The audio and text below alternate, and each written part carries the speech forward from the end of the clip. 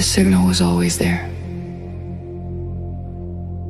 hidden in static, buried in fragments, in usernames, whispers, metadata.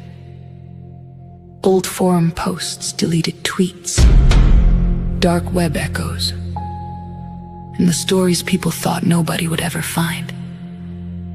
Before hashtags became headlines, before open source intelligence became a buzzword, 2 women were already living it. One came from military intelligence, Arabic linguist, warfighter support, CIA, DIA, innovation labs built before the world understood why they mattered. Kirby Plesses, founder, builder, teacher, operator. A service-disabled veteran who turned intelligence tradecraft into a global classroom. More than 25,000 investigators trained, FBI, DEA, federal agencies, corporate teams, analysts chasing fraud, criminal networks, terrorist financing, human trafficking, cryptocurrency trails, and digital ghosts hiding in plain sight. From South by Southwest stages to international crime conferences, Kirby helped shape modern OSINT before most people could even define it. And while the internet evolved, she kept teaching people how to see through it. Then there's Sarah Wommer, researcher, instructor, analyst, editor, OSINT practitioner for more than 2 decades. Long before social media dominated the battlefield, Sarah was studying how extremists would weaponize online platforms. In 2008, she authored reports projecting terrorist use of Twitter before the rest of the world caught up. Fort Huachuca, the 3 or 4th Military Intelligence Battalion, training soldiers, building curricula, publishing operational intelligence products, teaching analysts how to think, not just what to search.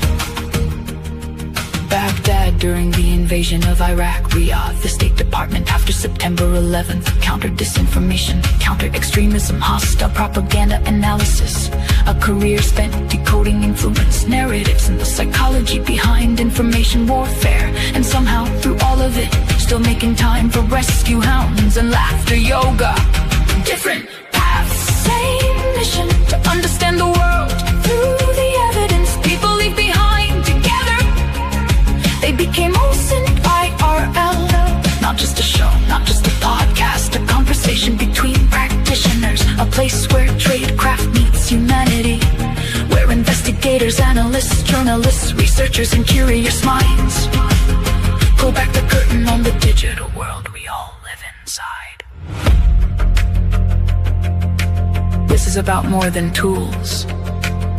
It's about intuition, pattern recognition, curiosity, context, the art of seeing what others miss. Because the internet never forgets, and neither do they. Welcome to OSINT IRL.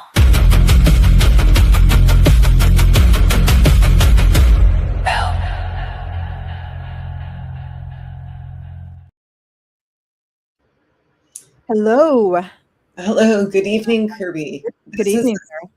This is a special broadcast. July 27th, 2026 marks exactly 20 years since President George W. Bush signed the Adam Walsh Child Protection and Safety Act into law. That's right.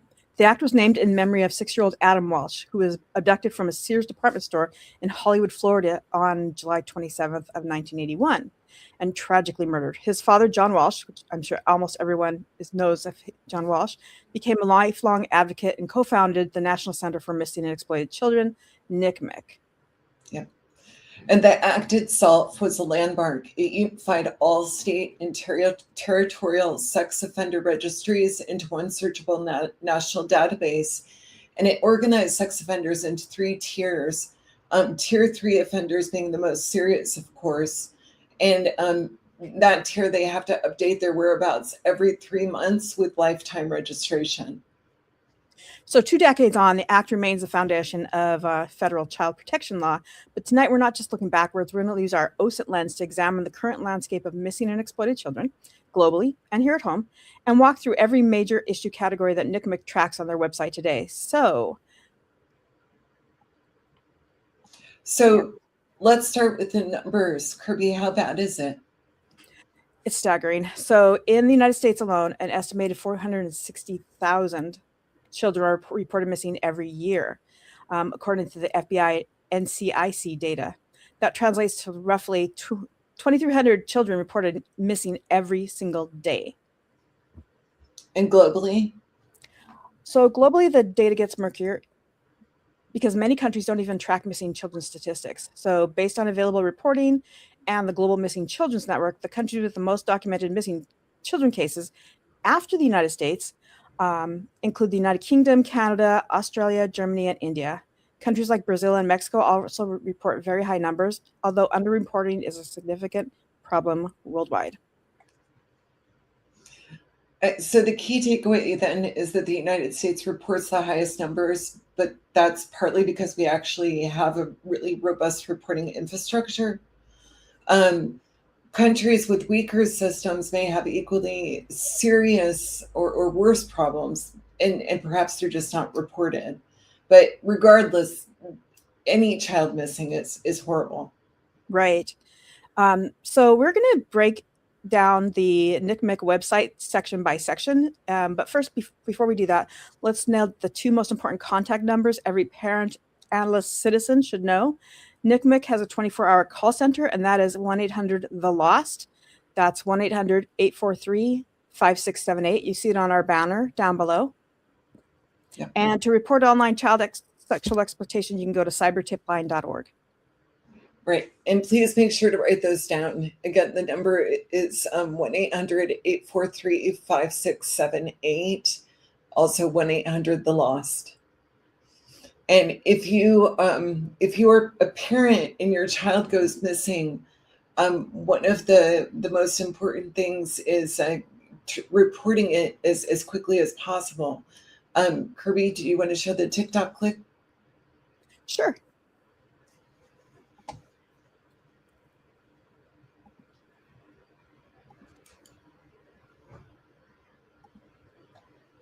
Oh, we're not getting audio, are we? Yeah, there's audio. Yeah, there's this. Okay.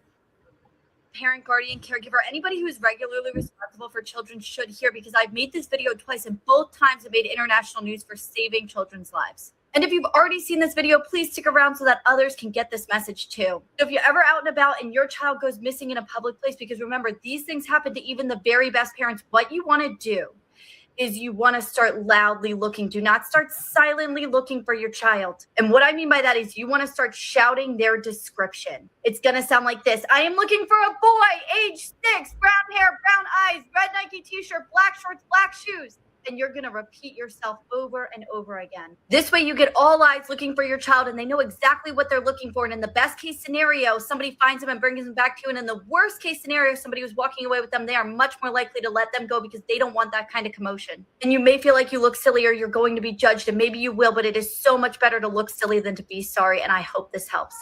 So this is a video that Right. All right.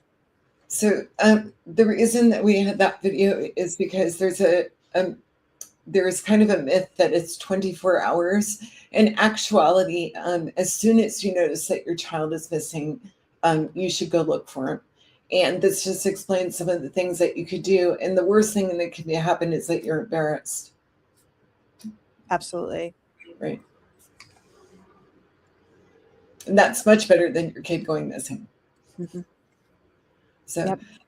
Let's get into NCMEC's issue categories, Kirby. The first one on their site is autism and wandering. And I think a lot of people probably don't realize how significant this is. It's huge. So NCMEC compiles incidents of missing children on the autism spectrum and provides free resources and training for caregivers, first responders, and search teams. So children with autism may bolt or wander from safe environments, sometimes toward water or traffic, and these searches require specialized approaches.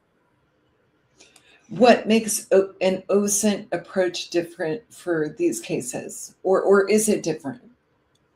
Well, first of all, they're gonna use traditional search and rescue as the primary tool, but OSINT can support that. So if a child is on the spectrum, has a known fascination like trains or water features, a specific store, analysts can map likely destinations using Google Earth, local CCTV databases, and geolocation tools.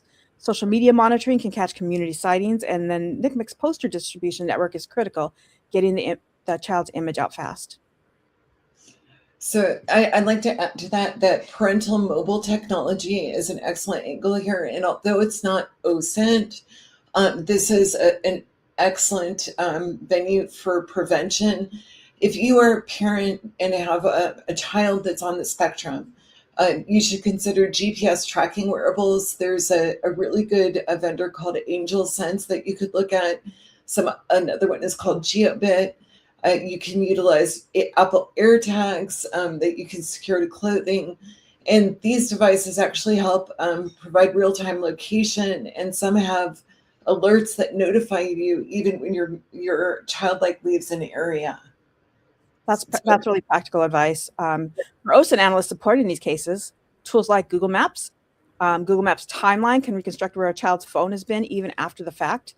So we'll come back to mobile investigations later throughout the show. Okay. And we're just going to show a really short a clip from the Autism Recovery Network. And if you have, again, a child with autism, I do recommend this resource. It's a very well done overview on some of the things that you can do as far as steps to make sure that your child is safe. Now that we have covered the reasons why a child may wander off, let's get into what we can do to keep your child safe and away from danger. Number 1, securing your home. Ensure that your home is secure enough to prevent your child from accidentally wandering out. Installing locks, a home security alarm system, or alarms on doors are good examples. Number 2, locating devices. You could use tracking devices or apps with GPS location services to quickly identify your child's whereabouts in the event that they wander off.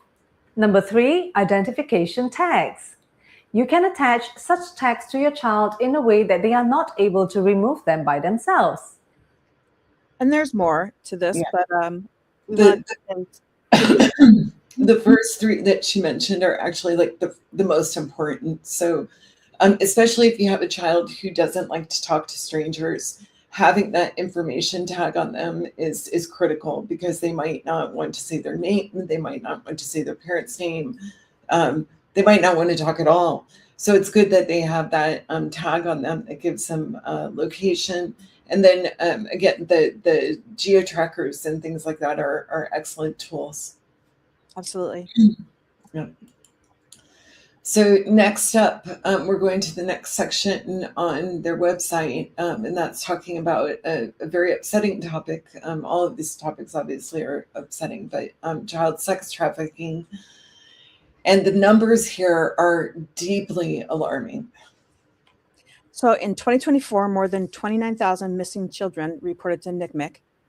Of the more than 29,000 children reported to NCMEC, 1 in 7 were likely victims of child sex trafficking. And in 2025, reports to the CyberTipline related to child sex trafficking increased by 323% compared just to 2024. A 323% increase. That's not a gradual rise, that's an explosion. It is, and NCMEC's been alerting law enforcement and online platforms for years about traffickers and buyers' overt use of the internet to target, groom, buy, sell, etc., children for sex. The online dimension has made this a massive issue, and OSINT investigators are critical to help. Absolutely. From an OSINT methodology standpoint, trafficking investigations often involve identifying patterns in online classified ads, social media footprints, and hotel room geolocation.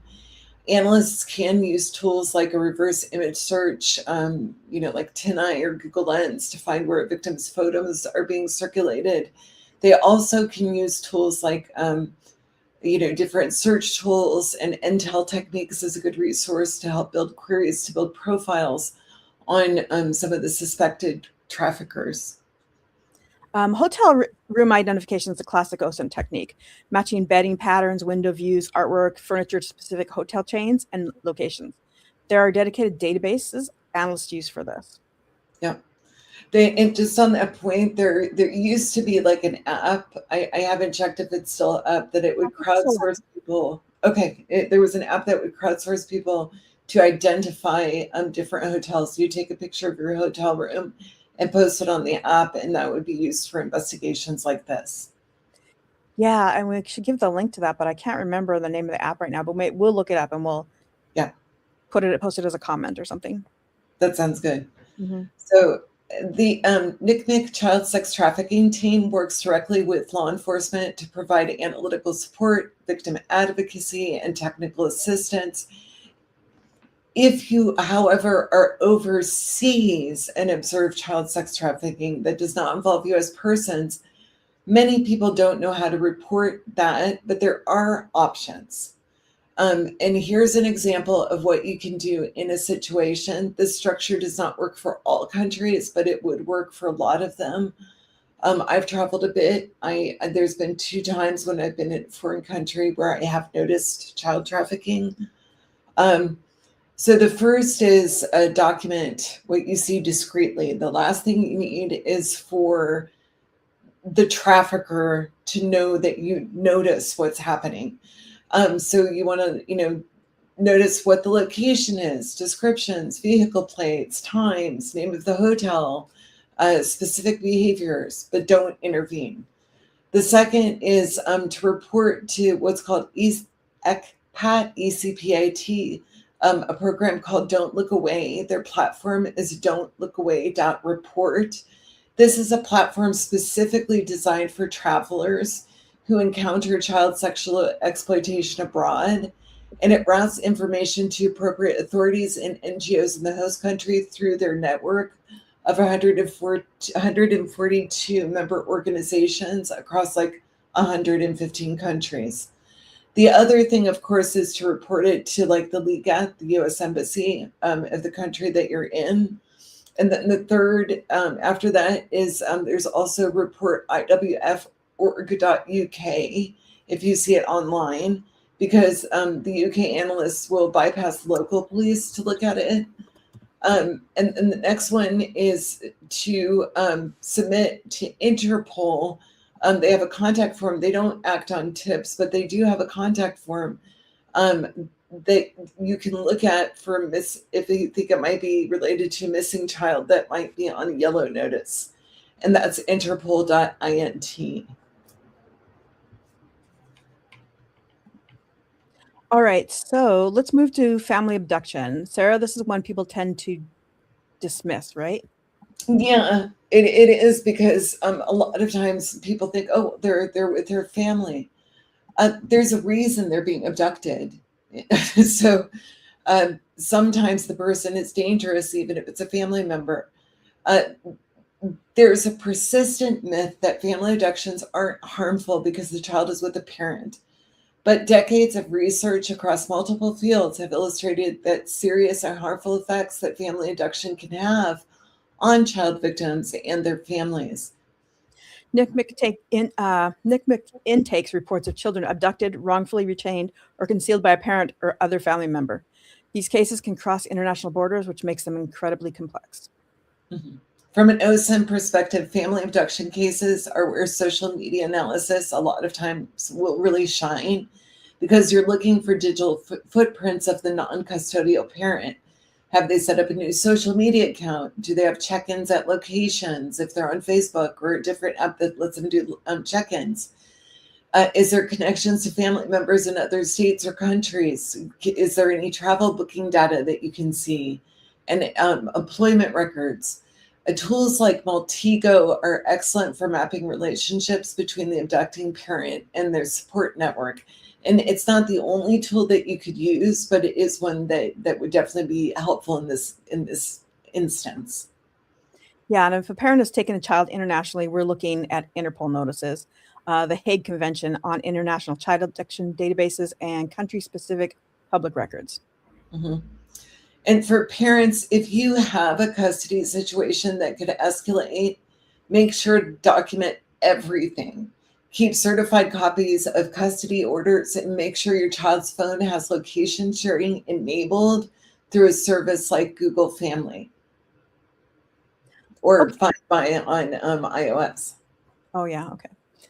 Okay. So we're going to move on to the next section, which is going to be the next issue they have, which is generative AI. The numbers are still incomprehensible in this. In 2024, NCMEC saw a 1,325% increase in the CyberTipline reports that involved AI technology.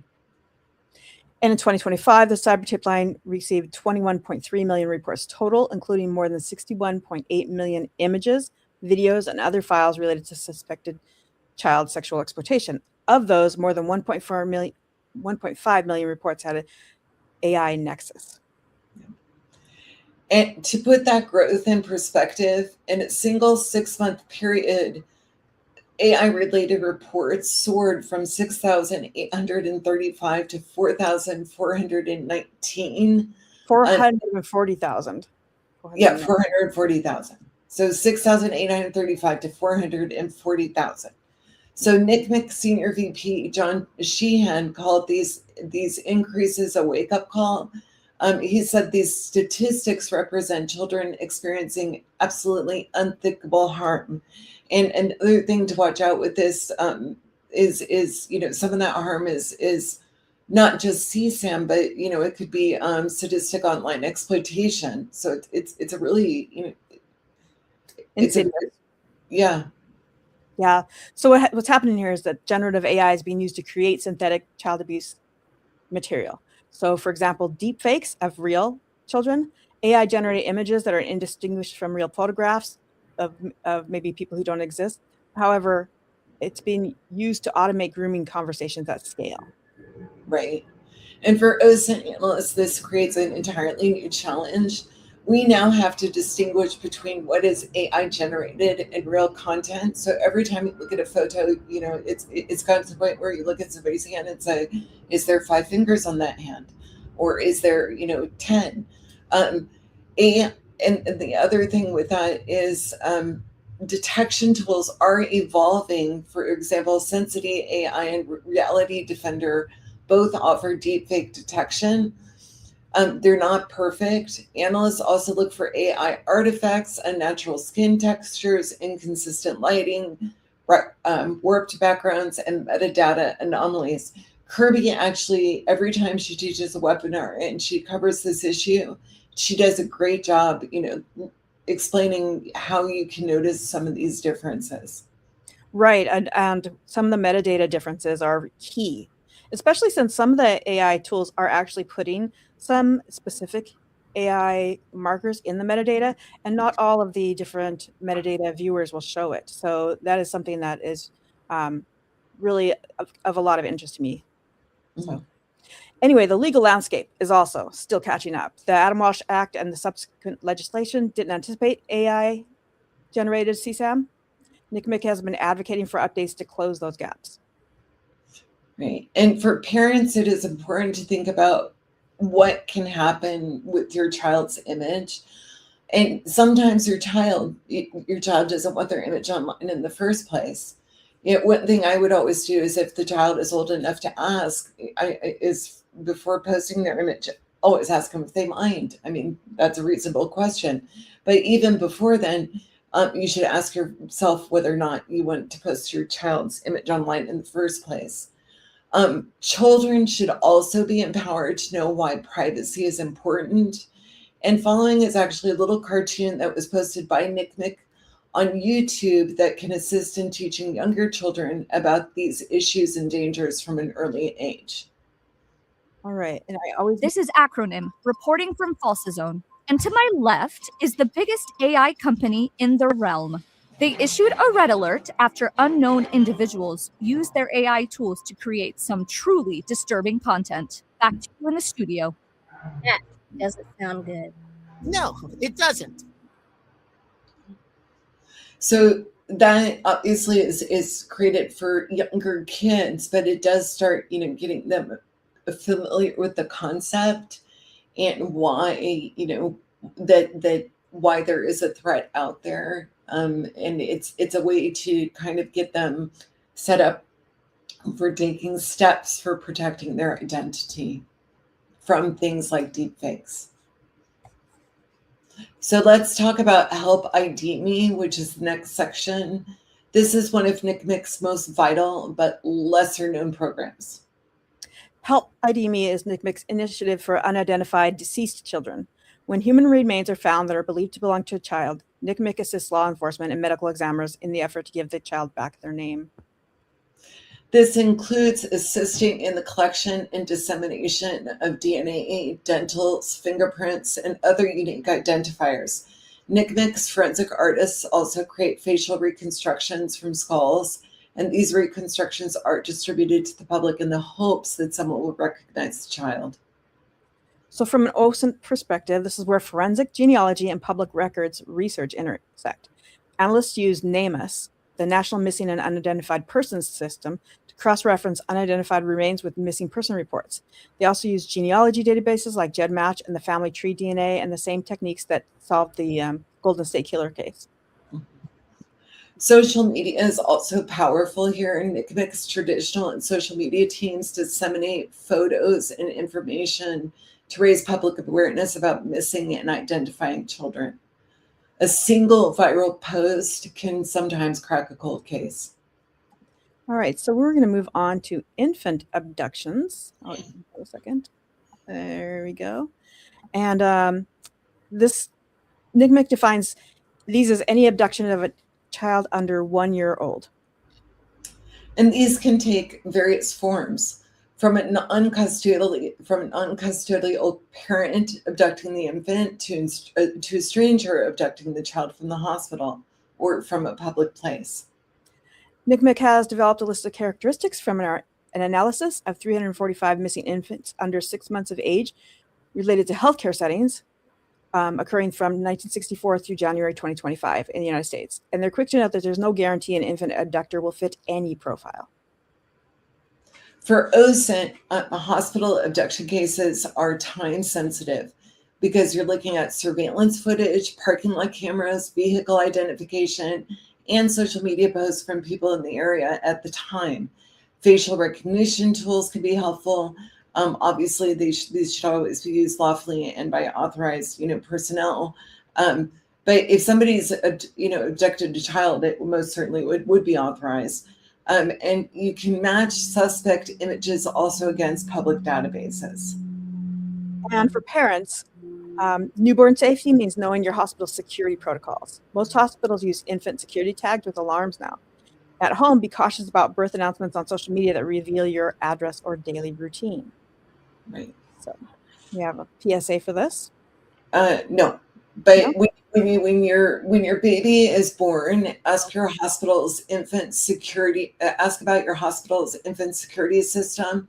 Never leave your newborn unattended. Question anyone who enters your room. Ask to see their ID, their ID badge, and know that real hospital staff will never be offended by a parent asking for verification. So, absolutely. Yeah. And the next segment on NCMEC's site is the long-term missing. Long-term missing cases are the ones that haunt families for years and sometimes decades.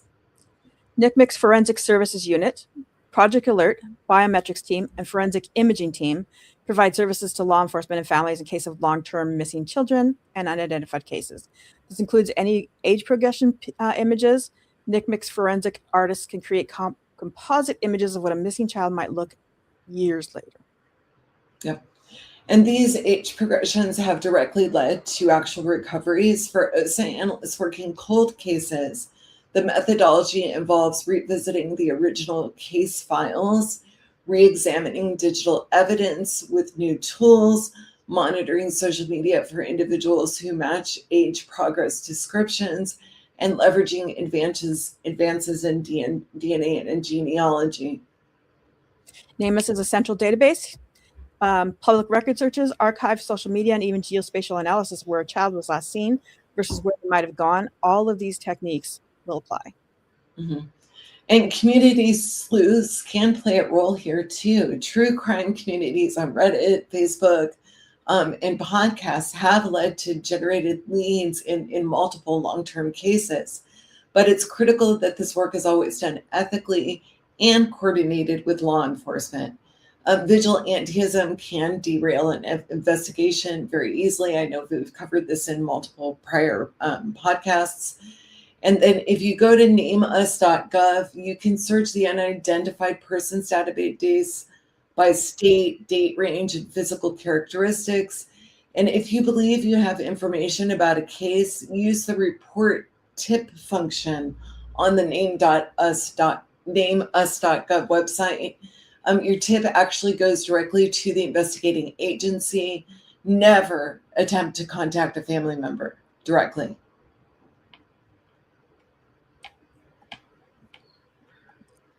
All right. The next section, let me get back over here, is going to be missing from care. Is that right? Yep.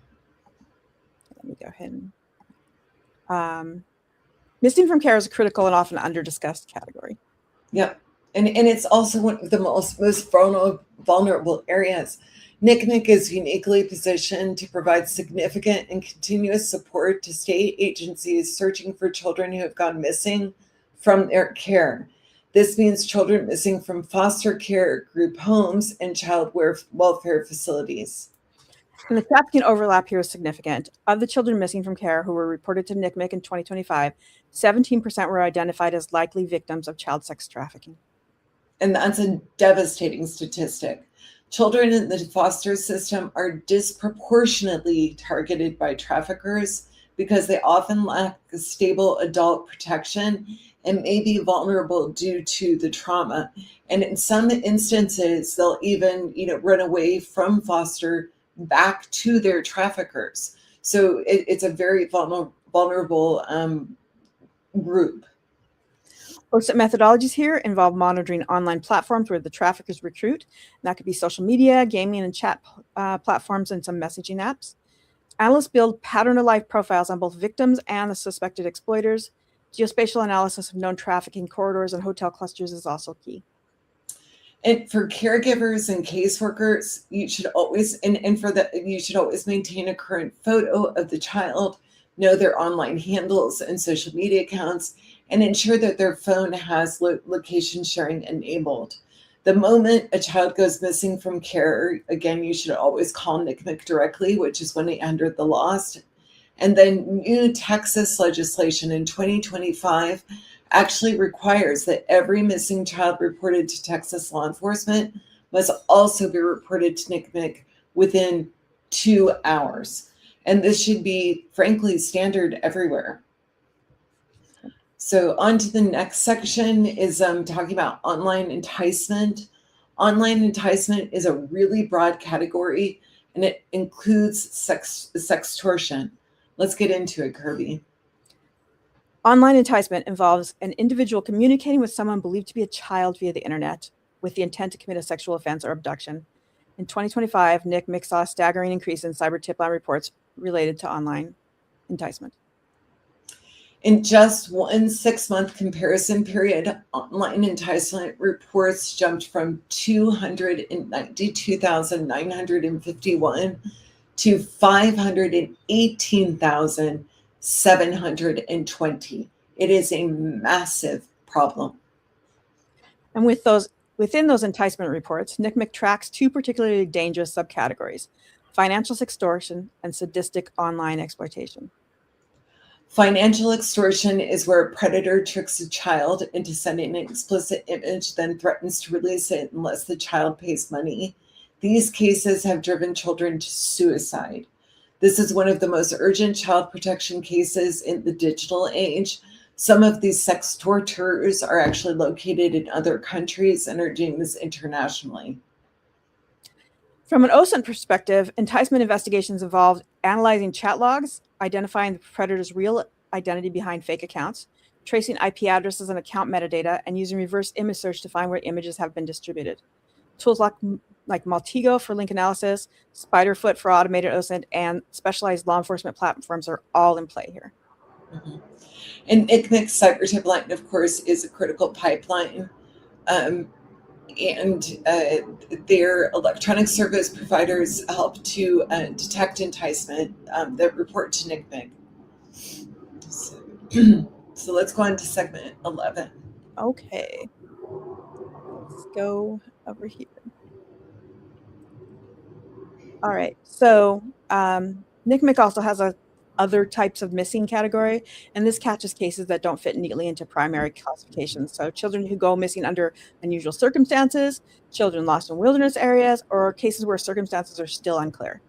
Right. And for OSINT, this category demands flexibility. You don't have a clear trafficking or abduction pattern, so you're oftentimes casting a wider net. You could be looking at weather data, terrain analysis, transit records, or broad social media sweeps. Every case is unique. The important thing is, no matter how unusual the circumstances, call NCMEC. They take all reports of missing children regardless of category. Yeah. And now we're going to talk about endangered runaways. This is the largest single category. In 2024 alone, there were more than 29,000 missing child cases reported to NCMEC, as I mentioned before. And of those, over 27,000 were classified as endangered runaways. Over 27,000 out of the 29,000. That's an overwhelming majority of NCMEC's missing children caseload. Yeah, and NCMEC's message is clear. Children who run away are missing children too. The risk factors for running away from home or state care are multifaceted, and there's no typical runaway. The word endangered is doing a lot of work in that title. These kids face real dangers: exploitation, trafficking, violence, substance abuse, exposure. 1 in 7 of those kids that run away is likely to become a child sex trafficking victim. So OSINT for runaway cases starts with the child's digital life, their social media accounts, messages, their online connections.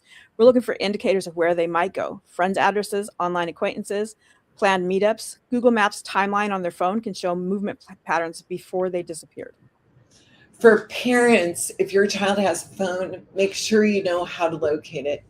And here's a quick toolkit that I've added in for iOS, but there's lots of toolkits you can, like, that's a tutorial, but you can go on YouTube and you can find, toolkit for your device, and there's a whole bunch of them on there.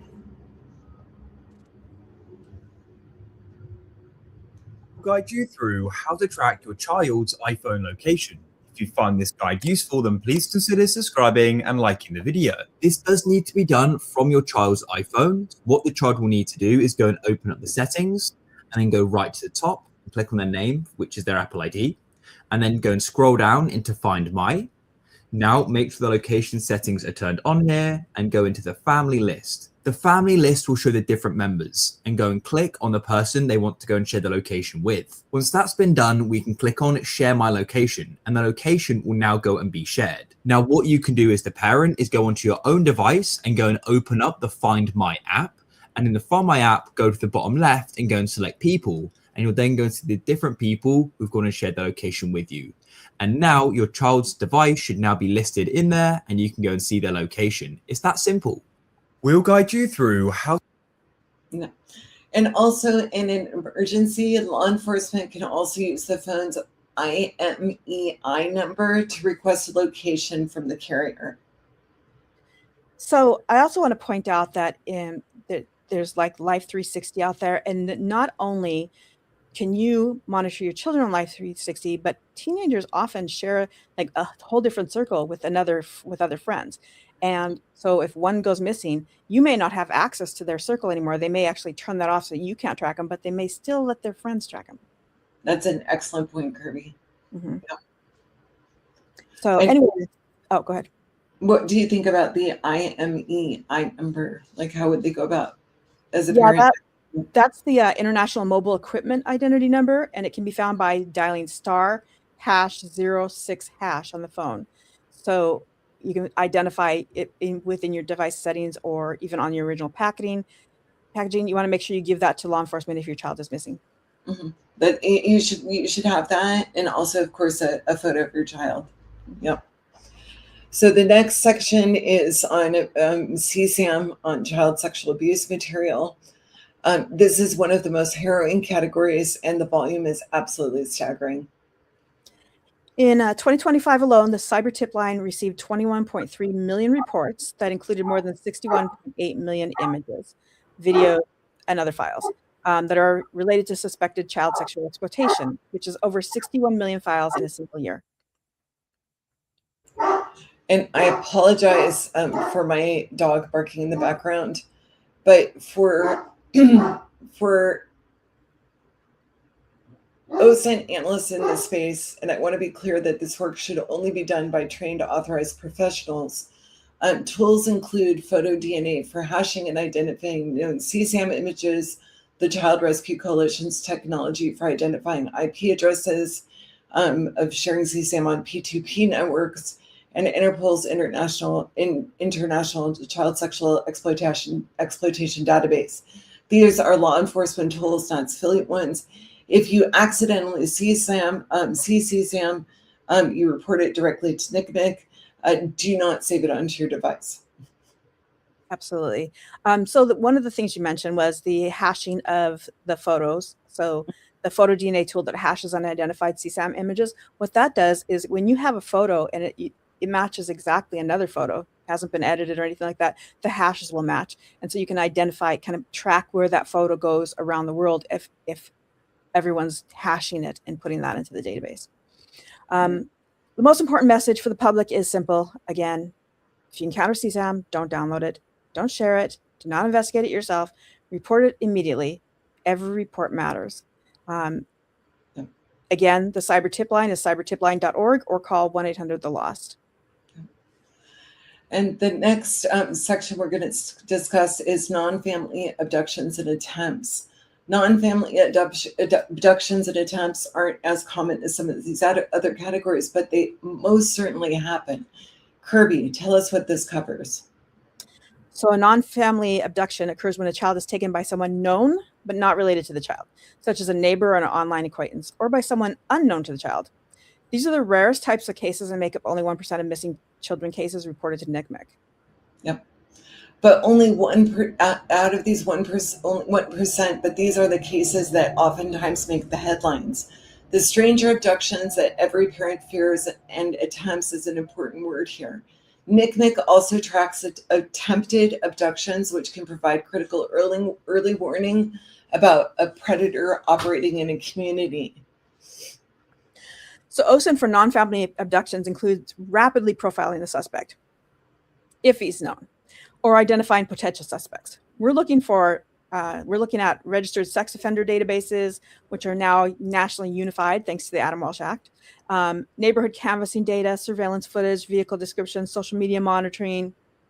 All this can capture community reports of suspicious vehicles and individuals as well. Right. And there's also a program called the Code Adam program that was named after Adam Walsh's memory, and it's under NCMEC. This is a critical prevention tool that retailers and businesses have, and they get their training for this through NCMEC.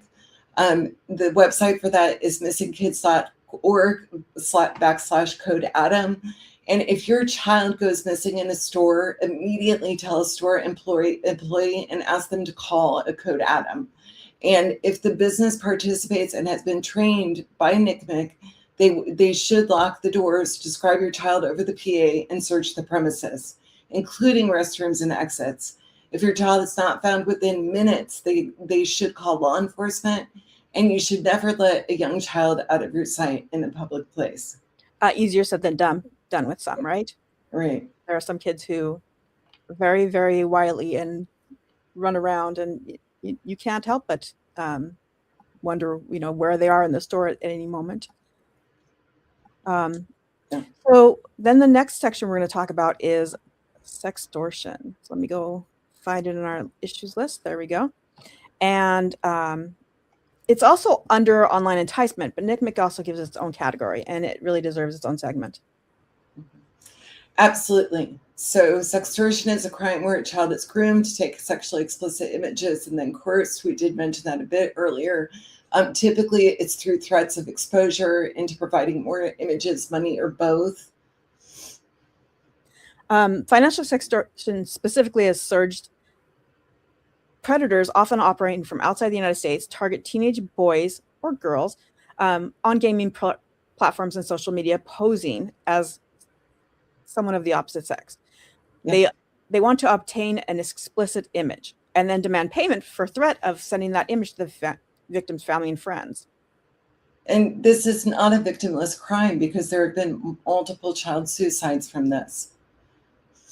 Absolutely. OSINT methodologies for sextortion cases involve identifying the extortionist's real identity behind fake accounts.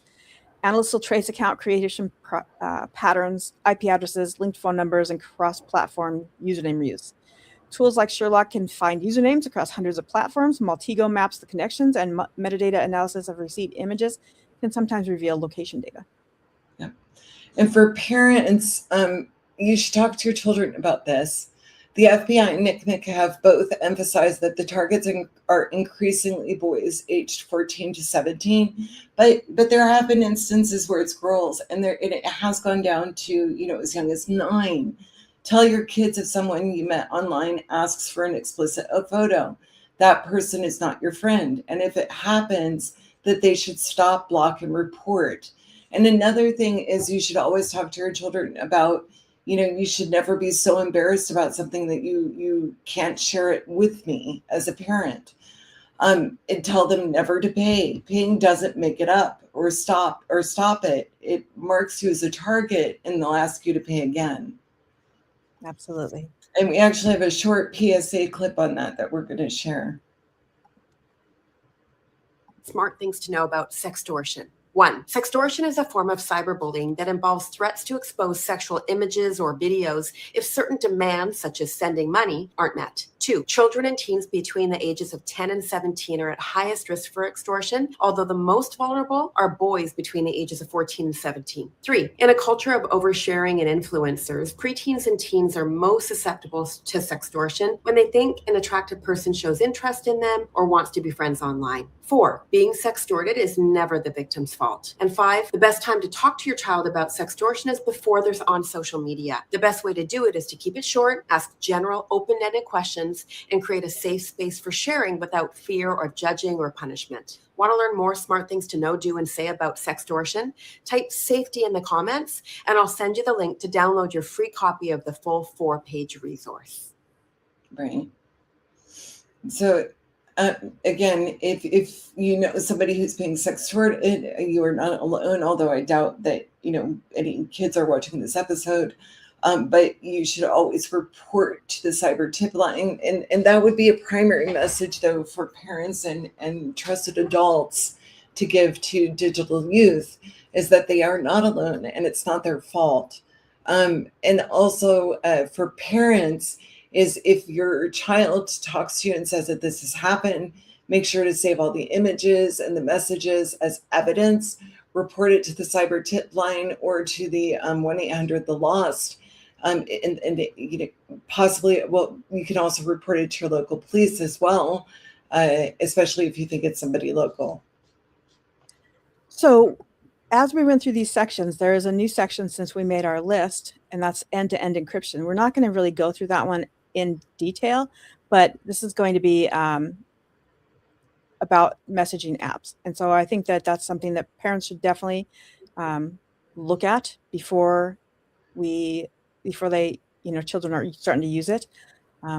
We didn't have time to look at that section, so we're not going to really go in depth in that one. Right. Yeah. Instead, we're going to talk about mobile technology in general for locating missing kids.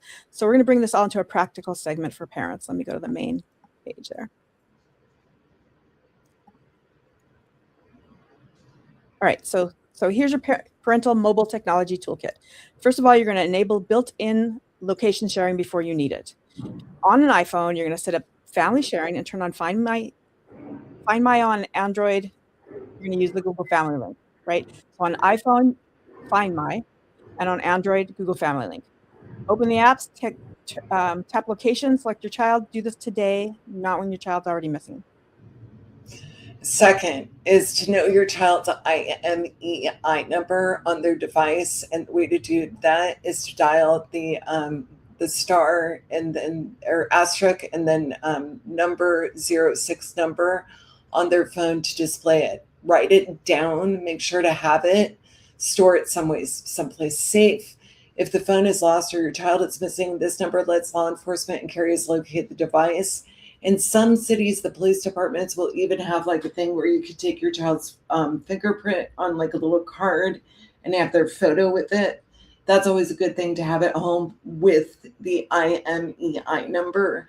And then the other thing is that if you think, let's say you're traveling in an area that you're worried about possibilities that like there's a high abduction rate, then it's always important to have like a backup, like a air tag or one of the GPS trackers that you could put in your child's backpack or in their pocket is a good one. So third, consider dedicated tracking apps. Apps like Find My Kids and Live 360 provide real-time GPS tracking. They route the route history and the arrival and departure alerts. For children on the autism spectrum who may wander, consider purpose-built wearables like Angel Sense that include alerts. Yep. And I would even go beyond that to, you know, if you want your child to have that double layer, is give them an air tag. If it's not, even if they are not autistic. So the next thing is fourth on Samsung's Find My Mobile, now SmartThings Find. This offers device tracking for Samsung devices with additional features beyond Google's tools. So in other words, you should always know what your platform your child uses and set it up accordingly.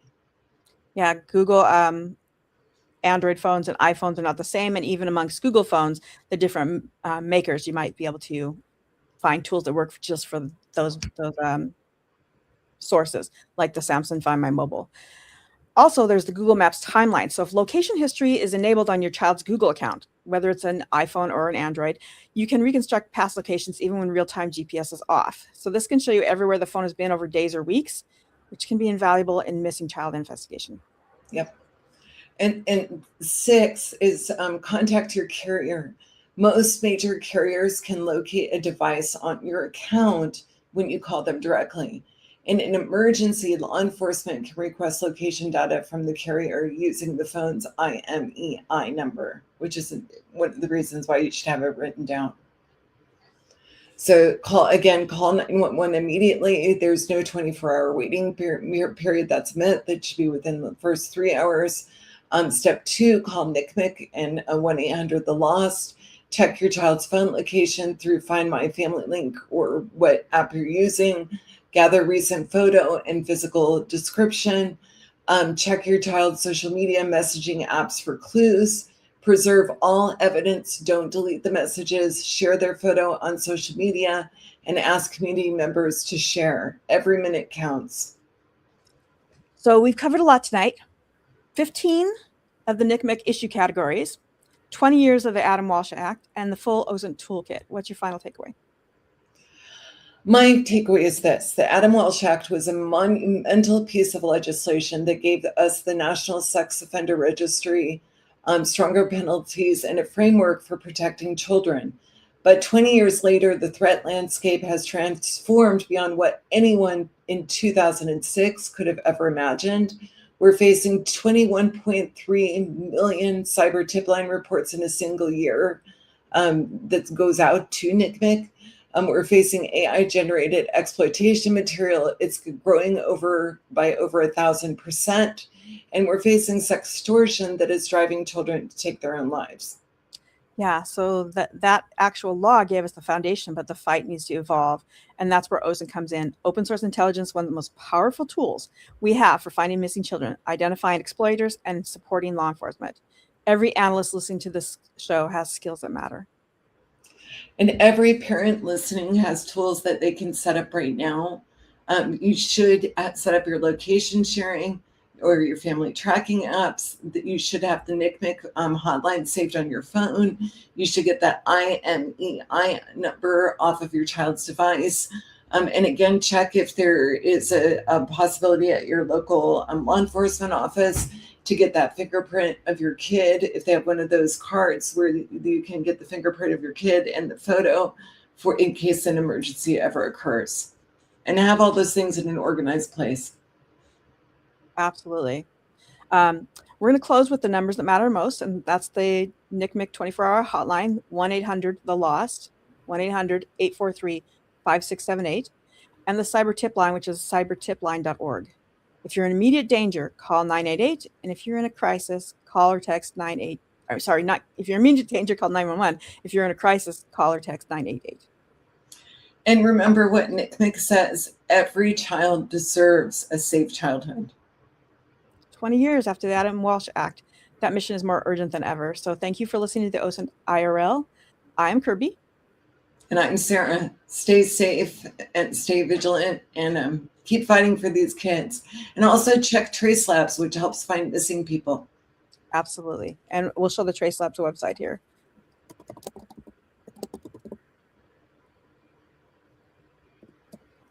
So that's if you are an OSINT professional and you want to help find missing people right now, you can actually gamify it and be part of the solution. Learn more at tracelabs.org. And NCMEC also takes volunteers, and I know that they sometimes post that on their website as well. Okay. I think that's all we have for today. Yep, it is. We are going to be taking a little hiatus for the next 2 weeks, so I have to warn you of that. We'll see you in August. And until then, hey, go check out our website, plessis.net, and our knowledge base, knowledgebase.plessis.net. And we have a class coming up as well. So, come check us out. We will love to have you join us. And thank you, everybody, for coming. Thank you.